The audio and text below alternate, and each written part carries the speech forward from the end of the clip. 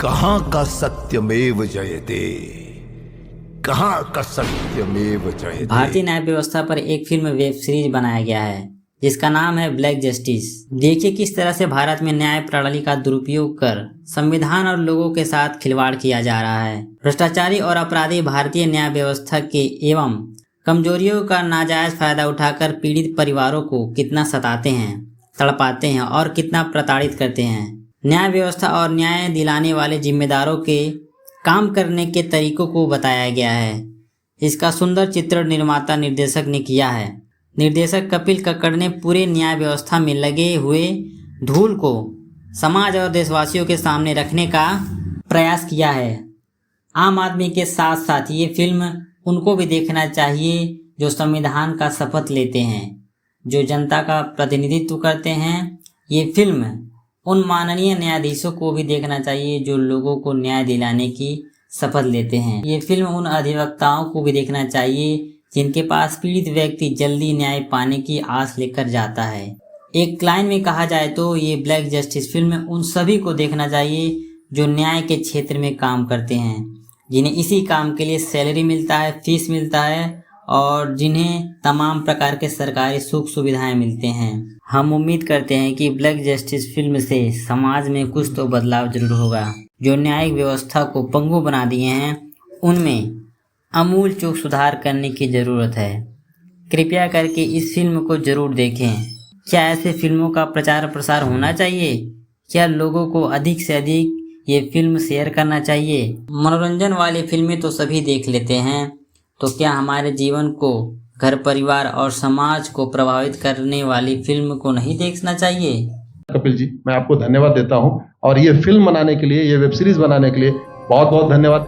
कहां का सत्यमेव जयते, कहां का सत्यमेव जयते, कहां का सत्यमेव जयते। सुप्रीम कोर्ट के जजेस, हाई कोर्ट के जजेस जरूर इसको देखें और आत्मचिंतन करें कि भारत की न्याय प्रणाली कहां पहुंच गई है। भारत में टोटल 5 करोड़ केसेस तो वो हैं जो district court, high court, supreme court में है। इसका मतलब 5 करोड़ परिवार न्याय की आशा में बैठा हुआ है। ऑन एन एवरेज एक परिवार में 6 आदमी रख लीजिए, तो यानी 30 करोड़ लोग न्याय की आस लगाए बैठे हुए हैं। 30 करोड़ का मतलब एक अमेरिका, 30 करोड़ का मतलब 15 ऑस्ट्रेलिया, 30 करोड़ का मतलब 7 कनाडा, 30 करोड़ का मतलब 1.5 ब्राजील। इतने लोग भारत में न्याय की आस में बैठे हुए हैं। और ये 5 करोड़ केस तो वो हैं जो district court, high court, supreme court में है। इसके पैरेलल हमारे देश में एक और जुडिशियल सिस्टम है, उसको कहते हैं तहसीलदार, एसडीएम, एडीएम, डीएम, कमिश्नर, जहां पे चकबंदी के मुकदमे चलते हैं। वो इस 5 करोड़ में काउंटेड नहीं है। जो तहसीलदार के यहां मुकदमा होता है, एसडीएम के यहां मुकदमा होता है, एडीएम के यहां होता है, डीएम के यहां होता है, चकबंदी अधिकारी जिसको सीओ कहते हैं, डीडीसी कहते हैं, एसओसी कहते हैं, वो एक इसके पैरेलल में है और 5 करोड़ मुकदमे वहां पे भी चल रहे हैं। इसका मैं लाइव एग्जांपल देना चाहूंगा भारत की ब्लैक जस्टिस सिस्टम का। 1985 में जौनपुर में एक 10 बीघे जमीन का मुकदमा शुरू हुआ था। अभी वो सबसे नीचे पायदान पे है, जिसको कहते हैं चकबंदी अधिकारी। 1985 में मुकदमा शुरू हुआ, 2023 आ गया, लगभग 37 साल बीत चुके।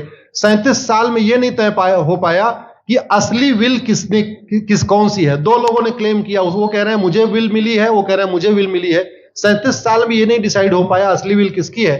अगर मान लीजिए आज डिसाइड हो जाए तो सीओ के बाद एसओसी, एसओसी के बाद डीडीसी, डीडीसी के बाद हाई कोर्ट, हाई कोर्ट के बाद सुप्रीम कोर्ट, यानी अभी 35 साल और लगेगा, 70 साल लगेगा।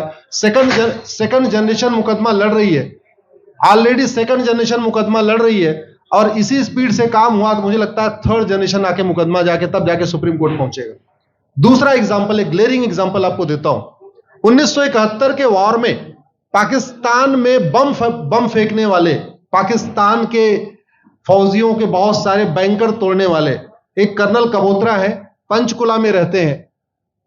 दुश्मनों को उन्होंने दांत तोड़ दिए। आज 2000 से उनके मकान पे किसी ने कब्जा किया हुआ है।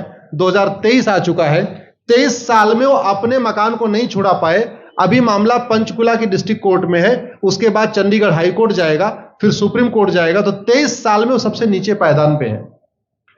वास्तविकता यह है, अंग्रेज चले गए, अंग्रेजी कानून यहीं छोड़ गए, अंग्रेजी व्यवस्था यहीं छोड़ गए। यह व्यवस्था भारत में न्याय देने के लिए नहीं बनी थी। यह जो न्यायिक जुडिशियल सिस्टम था भारत में जो बनाया गया, वो केवल और केवल भारत को लूटने बांटने के लिए बनाया गया था। क्योंकि कानून वही चल रहा है, जुडिशियल सिस्टम वही चल रहा है, इवन हमारा ड्रेस भी वही चल रहा है। अंग्रेज काले कपड़े पहनते थे, हम भी काले कपड़े पहनते हैं। अंग्रेज जून के महीने में उनको गर्मी लगती थी तो 1 महीने छुट्टी करके इंग्लैंड चले जाते थे। आज भी हमारा हाई कोर्ट, सुप्रीम कोर्ट पूरे मई जून बंद रहता है। अंग्रेजों को क्रिसमस के टाइम में दिसंबर में छुट्टी मनाना जाना होता था, 1 महीने छुट्टी कर चले जाते थे। आज भी हमारी हाई कोर्ट, सुप्रीम कोर्ट दिसंबर में क्रिसमस के टाइम में 15 दिन 20 दिन बंद हो जाती है। तो सोच वही है, किताबें वही है, व्यवस्था वही है, कानून वही है। तो स्वाभाविक सी बात है, जस्टिस होगा कहां से? जस्टिस कैसे होगा? हम 2023 में 1860 का इंडियन पिनल कोड लेके घूम रहे, 1861 का पुलिस एक्ट लेके घूम रहे, गवाहों के बयान 1872 के कानून से हो रहे। हमने सब कुछ वर्ल्ड क्लास कर लिया, लेकिन अपने जस्टिस सिस्टम को कंपेयर करने की कोशिश ही नहीं किया। जितने में एक एयरपोर्ट बनता है, एक एयरपोर्ट बनाने में 25,000 करोड़ की लागत आती है। अगर हमारी सरकारों ने एक एयरपोर्ट की कीमत जुडिशियल सिस्टम पे खर्च कर दिया होता तो हमारी न्यायिक व्यवस्था अच्छी हो गई होती।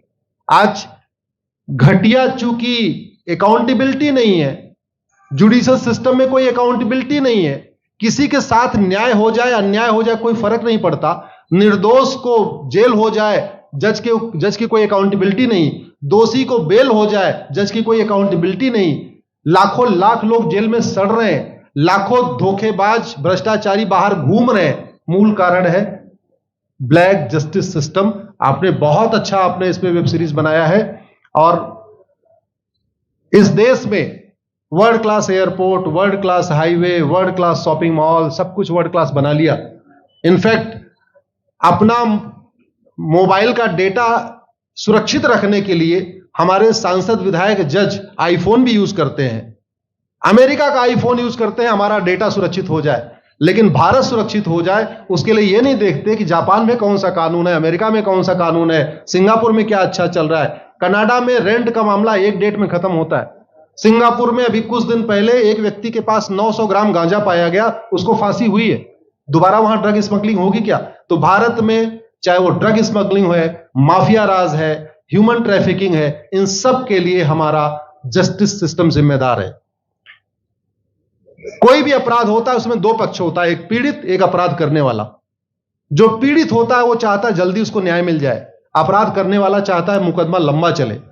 भारत का न्यायिक सिस्टम अपराध करने वाले के साथ खड़ा है। बलात्कारी चाहता है उसका मुकदमा 30 साल चले और मुकदमा 30 साल चलता है। भू माफिया चाहता है कि गरीब की जमीन पे कब्जा कर ले, उसका मुकदमा 50 साल चले और आज की डेट में मुकदमा 50 साल चल रहा है। इसका मतलब वर्तमान न्यायिक सिस्टम बलात्कारी के पक्ष में है, भू माफिया के पक्ष में है, ड्रग स्मगलर के पक्ष में है, ह्यूमन ट्रैफिकर के पक्ष में है, नक्सलियों के पक्ष में है, माओवादियों के पक्ष में है, जो लोग देश विरोधी काम कर रहे हैं उनके पक्ष में है। 40 साल 50 साल के बाद किसी व्यक्ति ने मिलावट करके लोगों का स्वास्थ्य खराब कर दिया, उसको 50 साल के बाद सजा हो रही है। इस बीच उसने कम से कम पता नहीं कितने लोगों का और भी कर दिया। तो ये जो जस्टिस सिस्टम होता है दवा की तरीके काम करता है। जैसे दवा अच्छी होती है बीमारी तुरंत ठीक हो जाती है, अगर दवा घटिया होती है तो बीमारी बढ़ जाती है। दवा खाने के बाद शरीर एज इट इज नहीं रहता, या तो बीमारी ठीक होती है या तो बीमारी बढ़ती है। अगर कोई आदमी एक गांव में किसी के साथ कुछ गलत कर दे, उसको 6 महीने के अंदर सजा हो जाए, साल भर के अंदर हो जाए, दूसरा अपराध वहां नहीं होगा। लेकिन अगर उस व्यक्ति को पनिशमेंट नहीं मिला तो स्वाभाविक सी बात है उसने उसको और मोटिवेट कर दिया। कहते नहीं ऐसे बुखार है, तुरंत 2 गोली खाइए बुखार ठीक हो गया। लेकिन अगर आपने दवा नहीं खाई या गलत दवा खा लिया तो टाइफाइड होगा या निमोनिया होगा। दुर्भाग्यवश ये हमारा जस्टिस सिस्टम यही कर रहा है। आज की डेट में जितनी समस्याएं हैं, चाहे वो घूसखोरी है, जमाखोरी है, मिलावटखोरी है, कालाबाजारी है, नशा तस्करी है, मानव तस्करी है, सोना तस्करी है, ड्रग स्मगलिंग है, या नक्सलवाद है, या माओवाद है, या कट्टरवाद है, जो भी समस्याएं हैं, उसका एक बहुत बड़ा कारण यह है कि हमारा जस्टिस सिस्टम उसको टैकल नहीं कर पा रहा है, उसको पकड़ नहीं पा रहा है। और इसीलिए भारत में अराजकता है। मैं तो इतने जानता हूं, ऐसी कोई बीमारी नहीं जिसकी कोई दवाई नहीं, ऐसी कोई समस्या नहीं जिसका कोई समाधान नहीं। हम हर चीज के लिए बाहर से चीजें खरीदते हैं, तो हम ये क्यों नहीं देख रहे हैं कि आखिर चाइना का जस्टिस सिस्टम कैसा है, सिंगापुर का कैसा है, कनाडा का कैसा है, फ्रांस का कैसा है और अमेरिका का कैसा है। हम क्यों नहीं बेस्ट प्रैक्टिसेस उनकी अडॉप्ट कर लेते। दुनिया के कई देशों ने नार्को पॉलीग्राफ ब्रेन मैपिंग कानून बना दिया। मेरी बहन दीपिका नारायण बैठी हुई है, ये लगातार फॉल्स केसेस के खिलाफ, इनको मैं देखता रहता हूं, एक्टिव रहती है। एक कानून बन जाए नार्को पॉलीग्राफ ब्रेन मैपिंग और कंप्लेन पे अंडरटेकिंग ले लिया जाए कि जो कुछ मैं शिकायत कर रहा हूं इसके लिए मैं अपना नार्को पॉलीग्राफ ब्रेन मैपिंग कराने के लिए तैयार हूं, हजारों की संख्या में फेक केसेस खुद ही खत्म हो जाएंगे। आज की डेट में लोग जुडिशरी की लापरवाही के साथ साथ फर्जी केस से परेशान है, फर्जी गवाही से परेशान है, फर्जी एफआईआर से परेशान है, हजारों परिवार परेशान है। कई बार देखा गया कि जो फैमिली के केसेस होते हैं उसमें कितने सारे फेक केसेस भी आ रहे हैं। तो जो वास्तव में दोषी हैं उनको पनिशमेंट नहीं मिल पा रहा है, जो निर्दोष हैं उनके खिलाफ फर्जी केसेस हो रहे हैं। आज की डेट में गांव में एक दबंग अगर जमीन कब्जा कर लेता है, किसी की हिम्मत नहीं पड़ती उसके खिलाफ कोई गवाही दे दे। लोगों को अपनी जमीन छुड़ाने में 30 साल लड़ना पड़ रहा है, 35 साल लड़ना पड़ रहा है। अगर 30 साल 35 साल के बाद कक्कड़ जी उसको अपनी जमीन मिल भी गई तो उसके साथ न्याय कहां हुआ। 35 साल में उसका टाइम बर्बाद हो गया, 35 साल में उसका पैसा बर्बाद हो गया, 35 साल वो मेंटल ट्रॉमा में रहा, 35 साल उसने तारीख पे तारीख झेली है। और मैं तो डिस्ट्रिक्ट कोर्ट में कई बार जाके देखा, ऐसे परिवारों को देखता हूं जिनके पास बस से आने के लिए पैसा नहीं है, साइकिल से आते हैं। ऐसे परिवारों को देखता हूं जो चाय नहीं पी सकते अपने पैसे से, बेचारे घर से रोटी बांध के और अचार लेके आते हैं, लेकिन वहां मजबूरी में वकील को पैसा देते हैं। तो हमारी कोर्ट कचहरी वास्तव में दलाली का अड्डा बन गया है, हमारी कोर्ट कचहरी भ्रष्टाचार का अड्डा बन गया है। और मैं दुख के साथ कहना चाहूंगा, अदालतों में न्याय हो नहीं रहा है बल्कि न्याय बिक रहा है। जिनके पास पैसा है वो उन्होंने कितना बड़ा क्राइम किया हो, मर्डर किया हो, रेप किया हो, उनको जमानत हो रही है। और जिनके पास नहीं है वो बेचारे जेल में सड़ रहे हैं। कई बार तो देखा गया, मैंने मेरे मर्डर किया एक्स अनंत सिंह ने, लेकिन एक्स अनंत सिंह बाहुबली थे, उन्होंने थानेदार को 20 लाख रुपए दिया, वो वाई अनंत सिंह को लेकर जेल में डाल दिया, नाम वही है। अब उसके बाद क्या हुआ, 20 साल मुकदमा चला और फिर सबूत के अभाव में छूट गया। तो जिसने मर्डर किया वो तो कभी जेल गया ही नहीं, एक निर्दोष जेल गया, 10-20 साल के बाद उसने अपना जमीन बेचा, सब कुछ किया, माँ बाप सब कुछ तबाह हो गए, फिर वो सबूत के अभाव में छूट रहा है। तो सबूत के अभाव में अगर 20 साल के बाद छूट भी गया हो, उसका 20 साल कौन लौटाएगा, उसके 20 साल के लिए कौन जिम्मेदार है। उसके 20 साल जो बर्बाद हुआ उसके लिए संविधान की शपथ लेने वाले जिम्मेदार हैं। संविधान के प्रियम्बल में लिखा है, हम आपको जस्टिस देंगे, हम आपको न्याय देंगे। न्याय देने की जिम्मेदारी किसकी, जिन्होंने शपथ लिया। शपथ कौन लेते हैं, जजेस लेते हैं, सांसद विधायक मंत्री लेते हैं। तो आज की डेट में अगर लोगों को न्याय नहीं मिल रहा है तो इसके लिए वही जिम्मेदार हैं जो संविधान की शपथ लेते हैं।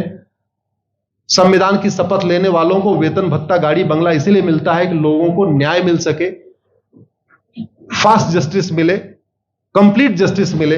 अनफॉर्चुनेटली कंप्लीट जस्टिस मिलने में तो 50-60 साल लग जाता है, फास्ट जस्टिस तो सपना हो गया है। इसलिए आज आपने जो ये वेब सीरीज बनाई है, मैं आपको धन्यवाद देता हूं। एक ऐसे विषय पे जिसपे कोई टच नहीं करता, लेकिन जिससे करोड़ों लोग पीड़ित हैं।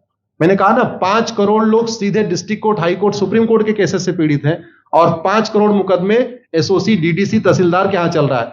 तो अगर 5 करोड़ से 30 करोड़ लोग इधर पीड़ित हैं तो उधर भी पीड़ित है।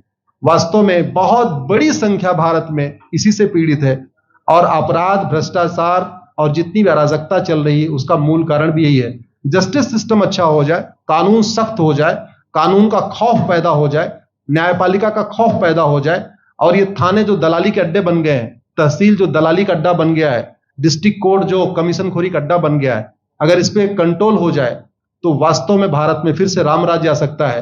अगर जुडिशियल सिस्टम अच्छा हो जाए तो जो राम राज्य की कल्पना है, धर्म की जय हो, अधर्म का नाश हो, प्राणियों में सद्भावना हो, विश्व का कल्याण हो, मुझे लगता है उसको फिर से जीवित किया सकता है। आपने मुझे बुलाया कपिल जी, मैं आपको धन्यवाद देता हूं। और वीडियो अच्छी लगी तो वीडियो को लाइक और शेयर करें और यदि हमारे चैनल पे पहली बार आए हैं तो चैनल को सब्सक्राइब करके घंटी जरूर दबा दें।